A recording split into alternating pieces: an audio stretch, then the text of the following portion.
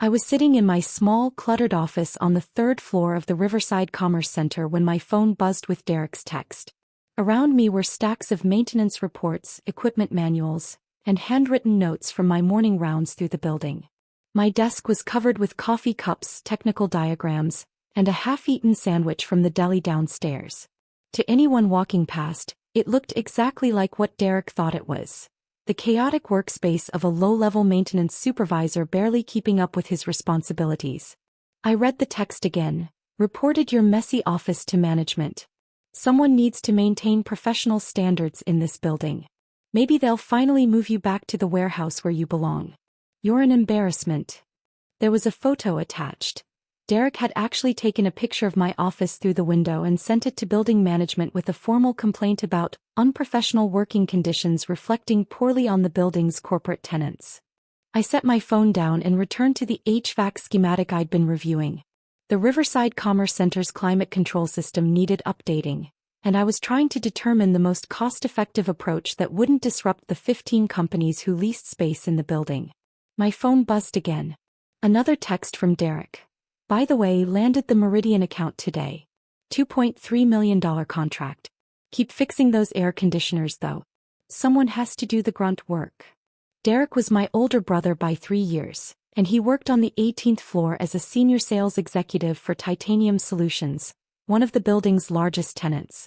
They occupied 4 full floors, 15 through 18, in the 20-story building, and Derek never let me forget the literal and metaphorical distance between our positions. In Derek's world, he was the success story. Expensive suits, corporate expense account, office with a view, business class travel. I was the family disappointment. Working maintenance in the same building where he closed million-dollar deals, wearing work clothes instead of designer brands, eating deli sandwiches instead of client lunches at steakhouses. Our parents had long ago given up trying to mediate between us. Mom would say things like, "You're both doing important work in your own ways," but her tone made it clear whose work she actually valued. Dad had stopped asking about my job entirely after Derek told him I was basically a janitor with delusions of importance. What none of them knew, what Derek especially didn't know, was that I wasn't employed by building management. I was building management. More specifically, I owned the building. All 20 floors, all 340,000 square feet, all 15 tenant companies paying me rent every month, including Titanium Solutions, whose lease renewal was coming up in 6 months. I'd purchased the Riverside Commerce Center 8 years ago through a complex network of holding companies and property management firms. The building had been struggling, 30% vacancy, deferred maintenance, unhappy tenants. I'd bought it for $47 million, less than half what it had sold for during the boom years. Then I'd spent 3 years methodically renovating, improving systems, and repositioning it as a premium mid-rise office building.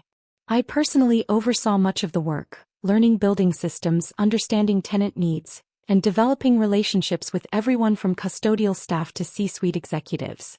Now the building was 98% occupied, commanded premium rents, and was valued at approximately $180 million.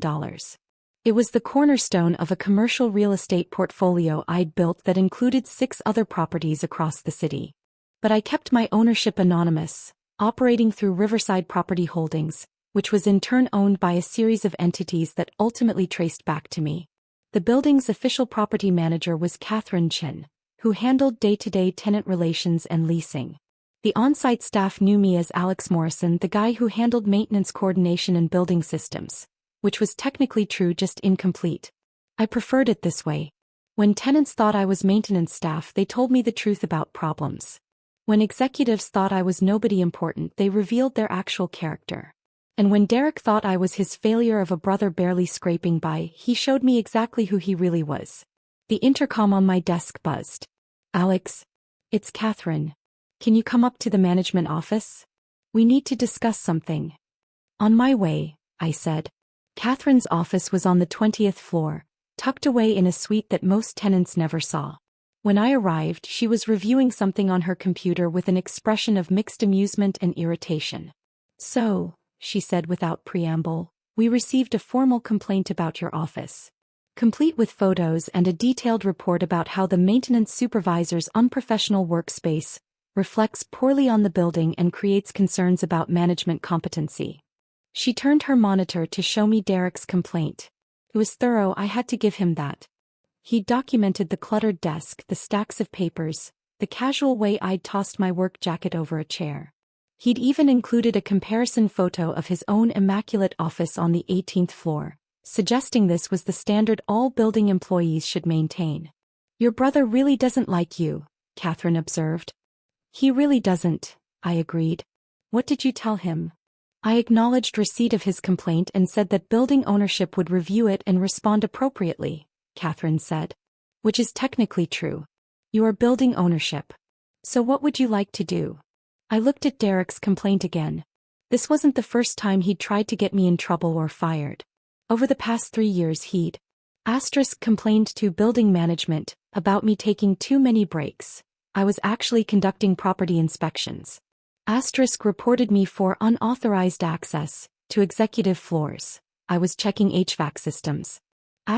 Demanded I be written up for insubordination when I told him I couldn't prioritize his office temperature complaint over a building-wide electrical issue. Suggested to Catherine that the building should hire more professional maintenance staff and get rid of family charity cases, meaning me.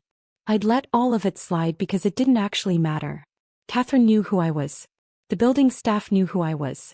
Derek's complaints went nowhere because I was the person he was complaining to. But this felt different.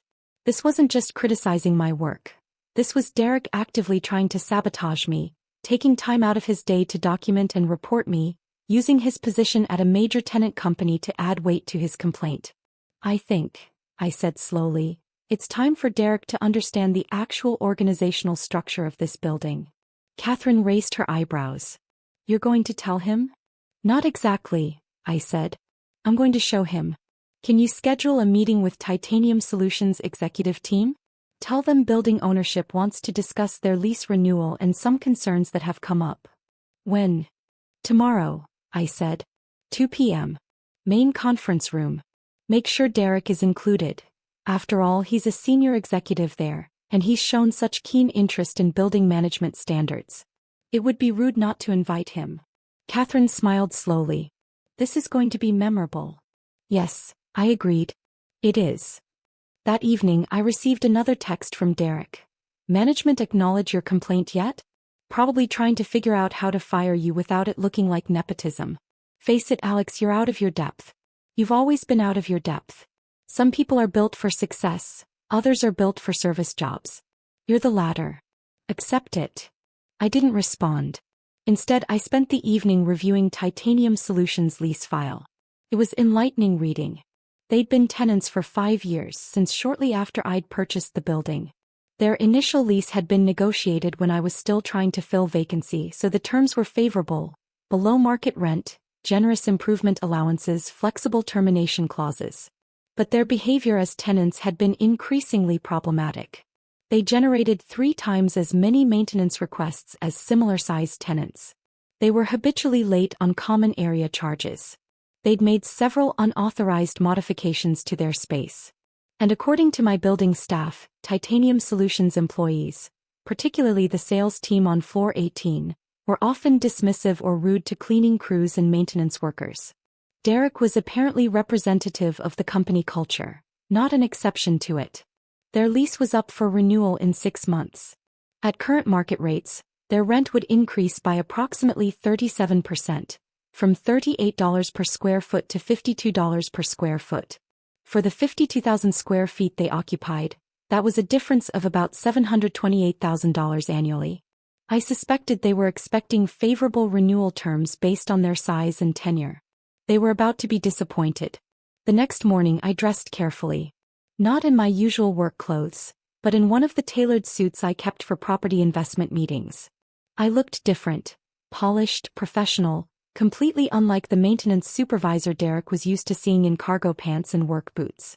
I arrived at the 20th floor conference room 30 minutes early and reviewed the presentation Catherine had prepared. It covered building updates, capital improvements, market comparisons, and lease renewal terms. It was comprehensive, professional, and clearly came from ownership, not maintenance staff. At 1:45, Catherine texted me, "Titanium Solutions execs are here. including Derek. He asked why he was invited to a lease meeting. I told him building ownership specifically requested his presence given his recent communications regarding building standards. He looks confused and slightly nervous. At 2 p.m. exactly, I walked into the conference room. The reaction was immediate and varied. James Whitmore, Titanium Solutions CEO, looked puzzled. He'd never seen me before. Rebecca Sato, their CFO, glanced at her watch as if I was late. Martin Kovac, their COO, was scrolling through his phone and barely looked up. And Derek went absolutely white. That's my brother, Derek said, his voice strangled. Why is my brother here? He's maintenance staff. Good afternoon, everyone, I said, taking my seat at the head of the conference table. I'm Alex Morrison, owner of Riverside Commerce Center and principal of Riverside Property Holdings. Thank you for making time for this meeting. The silence that followed was profound. James Whitmore's head snapped toward Derek. Rebecca Sato stopped mid-sip of her coffee. Martin Kovac finally looked up from his phone, his expression shifting from boredom to sharp attention. I'm sorry, James said carefully. You own this building? I've owned it for 8 years, I confirmed. I purchased it in 2016, oversaw its renovation and repositioning, and have maintained ownership through Riverside Property Holdings. Catherine Chin, who you know as the property manager, works for me. Derek made a small choking sound. I continued as if he hadn't. Catherine and I handle most ownership communications through our property management company, but occasionally I like to meet directly with major tenants. Especially when leases are coming up for renewal, and especially when questions have been raised about building standards and management competency. I pulled up the first slide of the presentation. It showed the Riverside Commerce Center's performance metrics over 8 years. Occupancy rates, tenant retention, capital improvements, building value appreciation. The numbers were impressive. This was clearly a well-managed, successful property. As you can see, I said, Riverside Commerce Center has been one of the highest-performing commercial properties in the city. We've maintained 95+% occupancy for 6 consecutive years, tenant satisfaction scores above industry average, and building systems that exceed code requirements. This didn't happen by accident. It happened through careful management and significant capital investment. Rebecca Sato was nodding slowly, her CFO brain processing the information. These are strong numbers. Very strong. Thank you, I said. We work hard to maintain standards. Which brings me to the purpose of today's meeting. Titanium Solutions lease expires in 6 months, and we need to discuss renewal terms.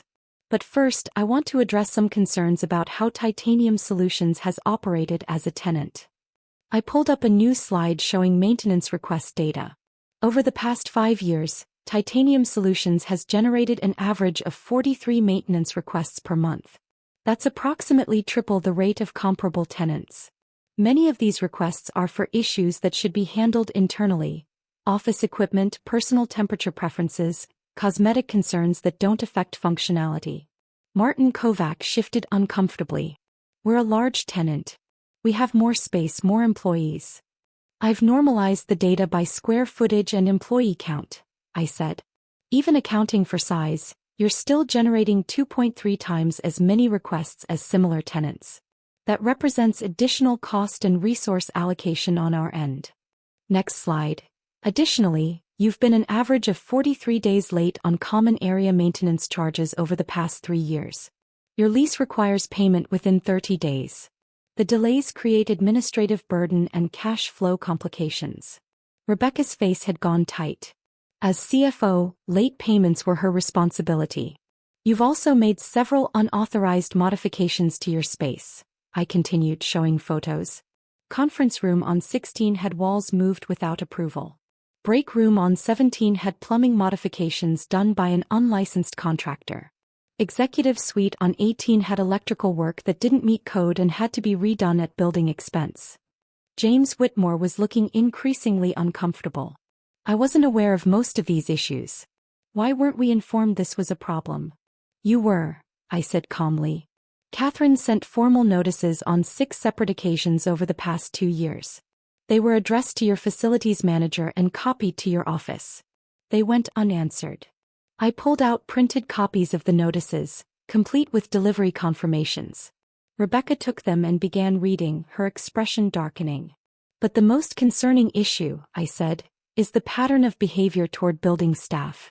We've documented multiple instances of Titanium Solutions employees treating maintenance workers, cleaning staff and building personnel with disrespect or dismissiveness.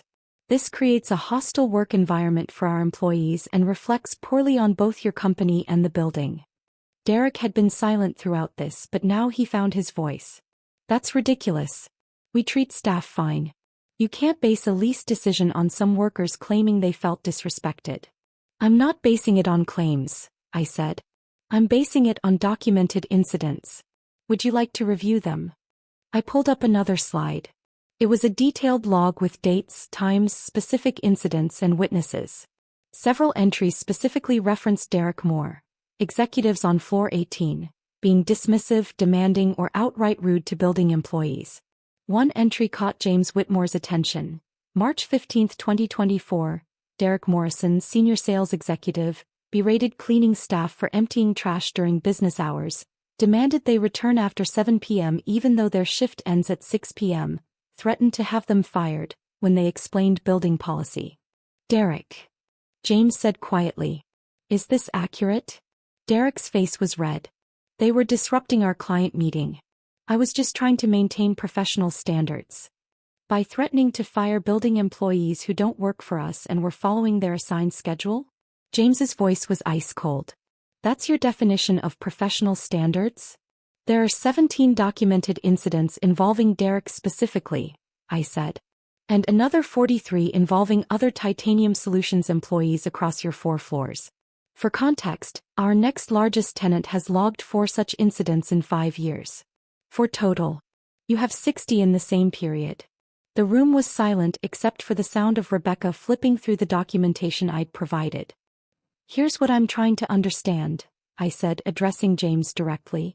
Titanium Solutions is asking for lease renewal in a building where market rates have increased significantly. You're presumably going to request favorable terms based on your tenure and size as a tenant. But from an ownership perspective, you've been a challenging tenant who generates excess costs, pays late, makes unauthorized modifications, and creates management issues with other building employees. Help me understand why I should offer you below-market renewal terms. James Whitmore looked like he wanted to disappear. Rebecca Sato was still reading documents, her expression growing more severe. Martin Kovac was no longer looking at his phone. And Derek was staring at me with an expression of absolute horror as he realized what was happening. I think we need to address these issues internally before discussing lease terms, James said finally. I had no idea our behavior as a tenant had been this problematic. That's unacceptable. I appreciate that, I said. But from my perspective, patterns matter more than promises. I've seen these patterns for 5 years. The question is what changes would actually convince me that renewal makes sense, for both parties. What kind of changes are you looking for? Rebecca asked, all business now. First, a clear policy and training around respectful treatment of building staff, I said. Building employees should never be threatened, belittled, or treated as if they're inferior. They're professionals doing specialized work. They deserve respect. Agreed, James said immediately. That should have been policy from the beginning. I apologize that it wasn't. Second, appropriate handling of maintenance requests and building modifications, I continued.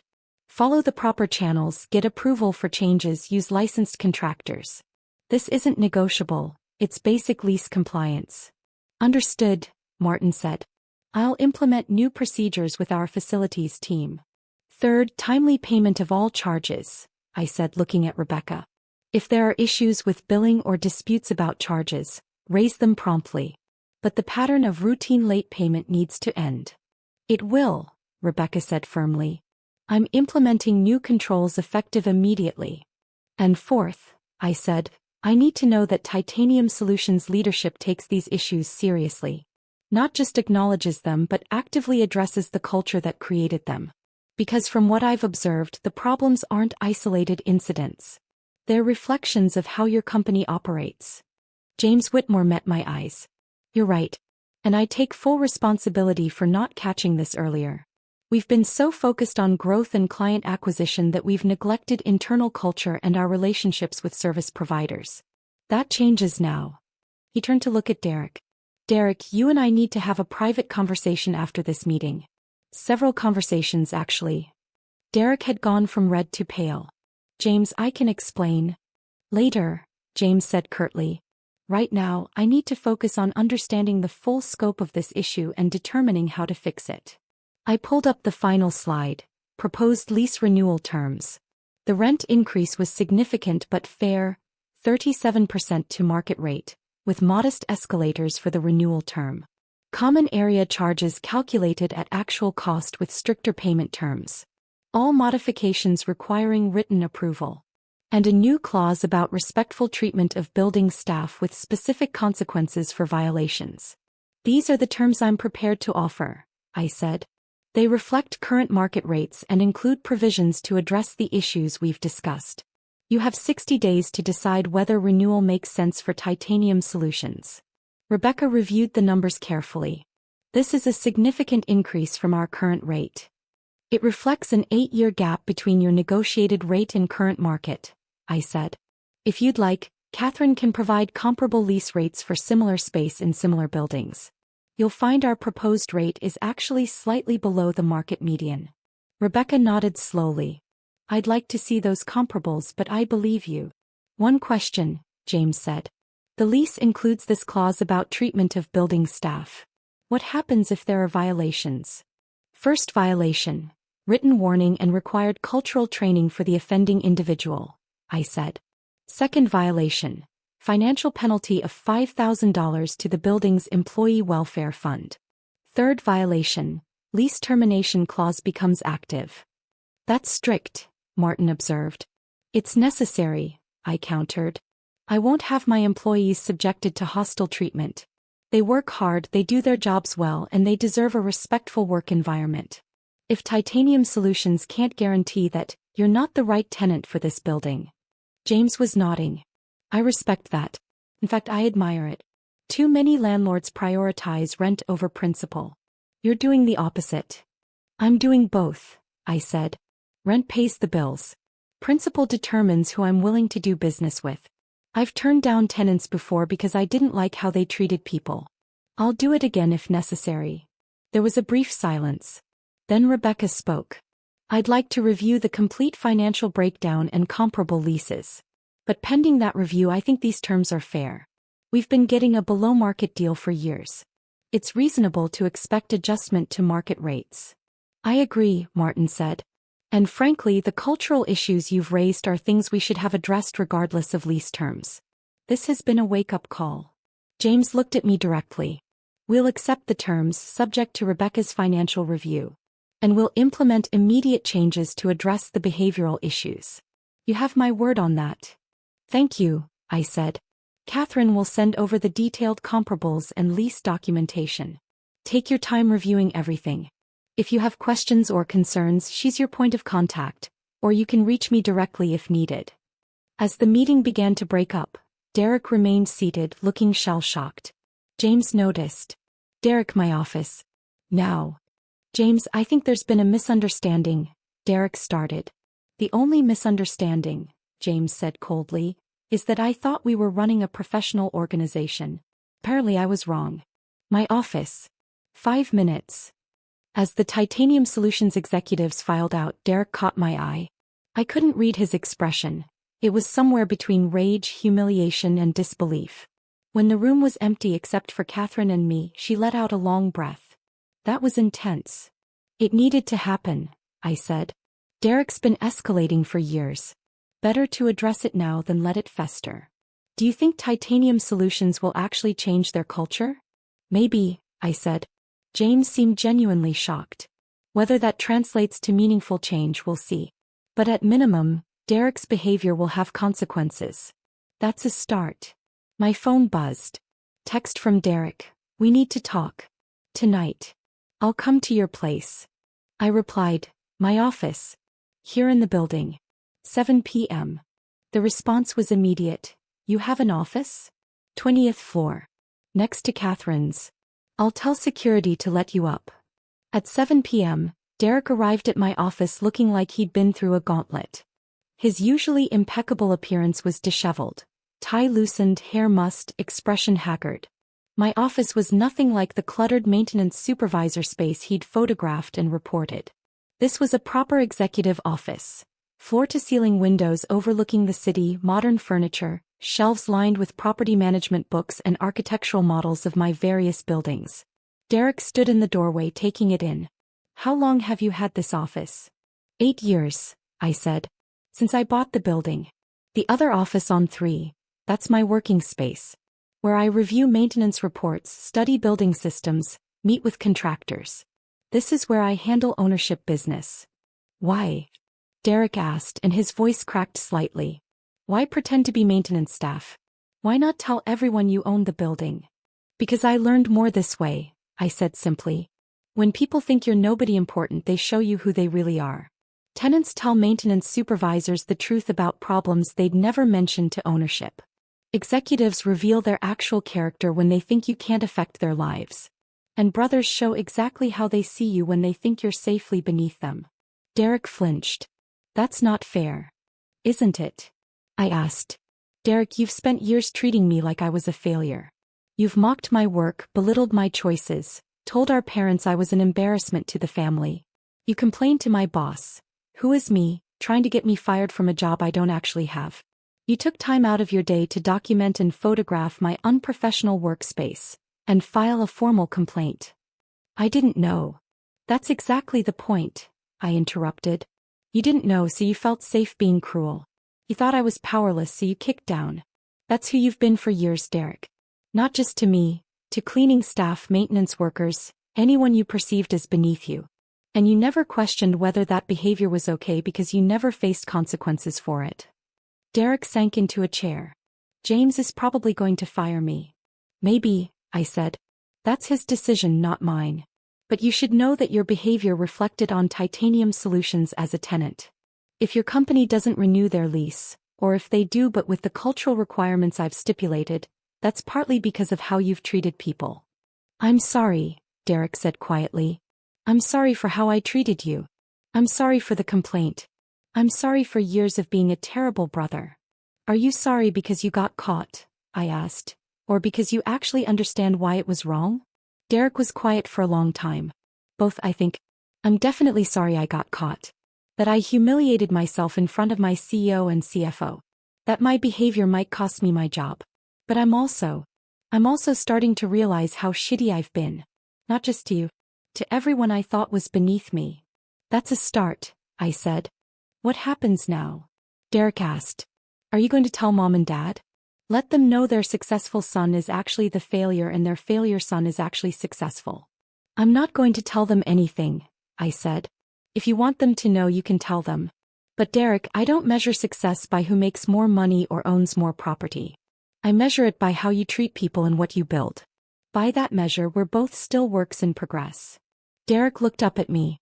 "How do you not hate me? After everything I've done?" "Because you're my brother," I said simply. "And because I've seen what happens when people let resentment consume them. I'd rather invest energy in building things than destroying relationships.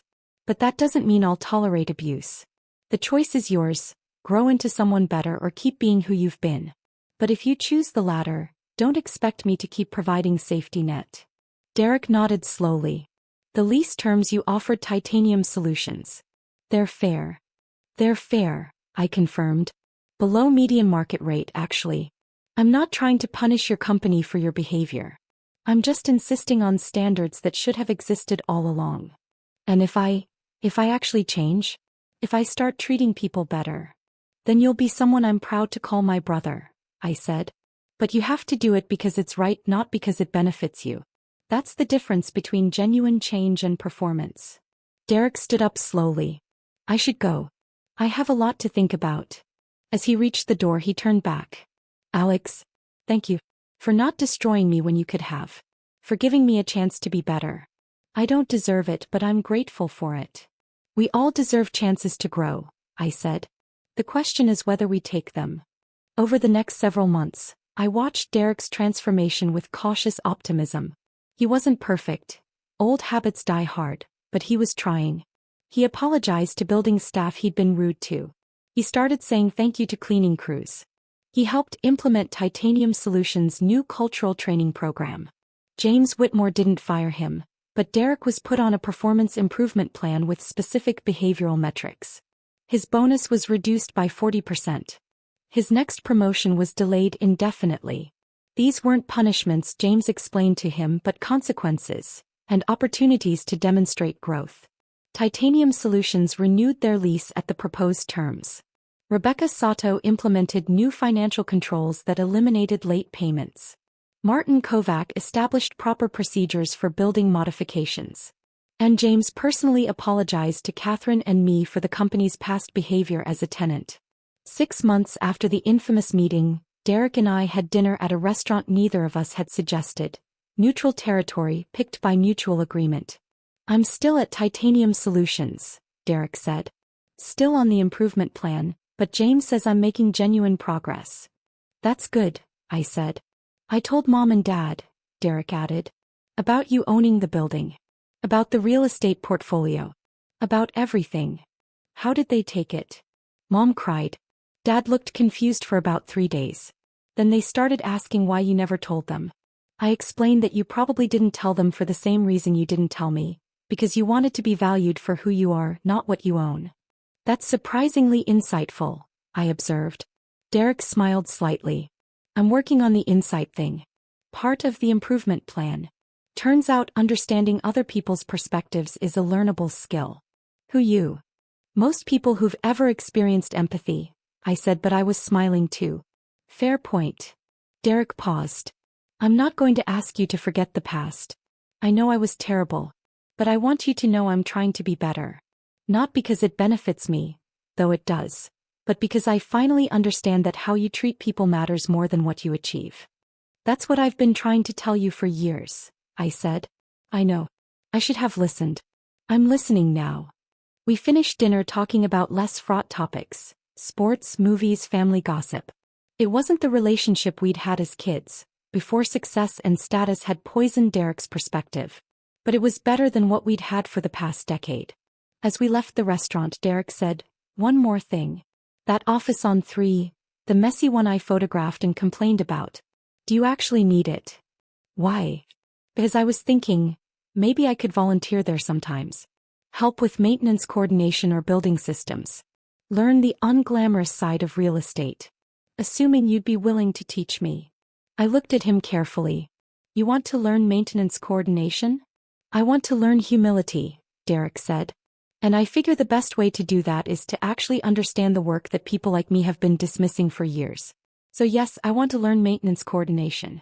I want to fix coffee makers and review HVAC schematics and understand why building systems matter. If you'll let me." "You'd be terrible at it," I said honestly. "At least at first." "Probably," Derek agreed. "But I'd like to try. With your permission." I thought about the years of condescension, the complaints, the attempts to get me fired. I thought about Derek's transformation over the past months. Imperfect but genuine. And I thought about the choice I'd made years ago to build things rather than destroy relationships. "Hey," I said. "Saturday mornings. Dress for actual work. You'll get dirty. And if you complain once about the conditions or the tasks, you're out." "Understood." "Understood," Derek said. "Thank you, Alex." "Really?" A year later, the Riverside Commerce Center was featured in a commercial real estate publication as one of the city's best-managed mid-rise properties. The article mentioned the owner's hands-on approach and commitment to both tenant satisfaction and employee welfare.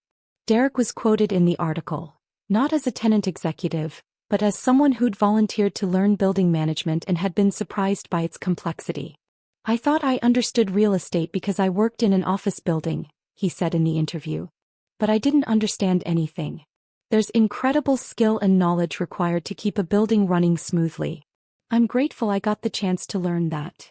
My parents framed the article and hung it in their living room. Mom called to say she was proud of both of us. Me for building something successful, Derek for having the humility to learn from his mistakes. And every Saturday morning, Derek still showed up at 8 a.m. to help with maintenance coordination, building inspections and system reviews. He wasn't great at it, but he was trying. And that mattered more than competence. Because at the end of the day, success isn't about the office you have or the title on your business card. It's about who you choose to be when you think nobody important is watching. And sometimes, the brother you dismiss as maintenance staff turns out to own the entire building and teaches you what really matters. That's what family looks like when it works.